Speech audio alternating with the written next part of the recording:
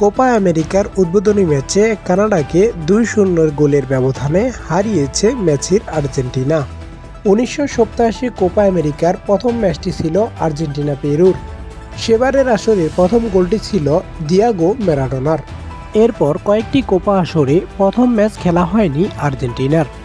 তবে ২০১১ সালে সেই সুযোগ পেলেও টুর্নামেন্টের প্রথম গোলটি করেছিল বলিভিয়া। ম্যারাডোনার সেই গোলের ৩৭ বছর পর আবারও কোপা আমেরিকায় প্রথম গোলের দেখা পেল আর্জেন্টিনা। যুক্তরাষ্ট্রের আটলান্টিকায় আজ কানাডার বিপক্ষে কোপা আমেরিকার প্রথম ম্যাচে ২-০ গোলের ব্যবধানে জয় পায় আর্জেন্টিনা। ডিফেন্ডিং চ্যাম্পিয়নরা শুভ সূচনা করলেও একাধিক গোল মিস করেন। আর্জেন্টিনার হয়ে ৪৯ মিনিটে প্রথম গোলটি করেন আলভারেজ এবং ৮৮ মিনিটে আবারও গোলের দেখা পায় আর্জেন্টিনা। সেই গোলটি করেন লাউতারো মার্টিনেজ। আর্জেন্টিনা ১৯টি বল শুট করেছে, তার বিপক্ষে কানাডা শুট করেছে ১০টি। গোলবার টার্গেটে আর্জেন্টিনা বল শুট করেছে ৯টি এবং তার বিপরীতে কানাডা শুট করেছে ২টি।